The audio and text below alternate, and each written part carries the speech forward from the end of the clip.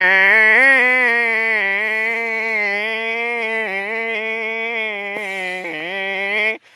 দাদা দাঁড়াও। সাপ ভাই, সাপ ভাই, তুমি মানুষকে কেন দংশন করো সাপ ভাই? আমাকে বাঁশি দিয়ে ডাক দিয়েছে, আমি ওকে দংশন করব। ওরে বাবারি, ওরে বাবারি, ওই যে দেখো তোমার দাদা চলে আসছে।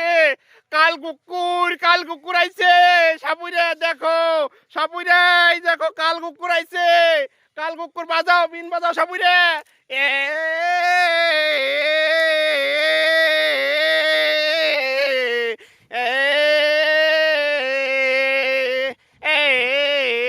এবার সাপের, সাপের বাবা, ওরে বাবা রে, কি বড় বড় সাপ রে।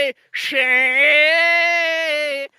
সাপুরিয়া যাচ্ছে নাক নাগিন ধরতে, সঙ্গে যে ছেলে পেলেও যাচ্ছে। এইখানে এখন নাগ, এই যে এখানে নাগের আড্ডা, এখানে নাগের আড্ডা। একবার প্রথমে বড় সাপ বের হয়, তারপরে ছোট সাপ বের হয়। সাপ এখানে বিশাল ভয়ঙ্কর ভয়ঙ্কর সাপ।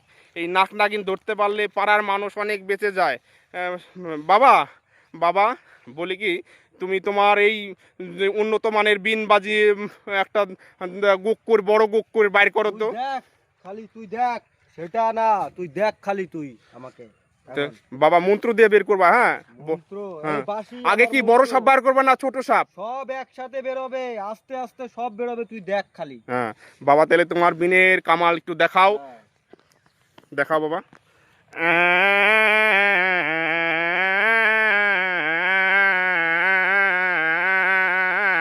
এই যে সাপ।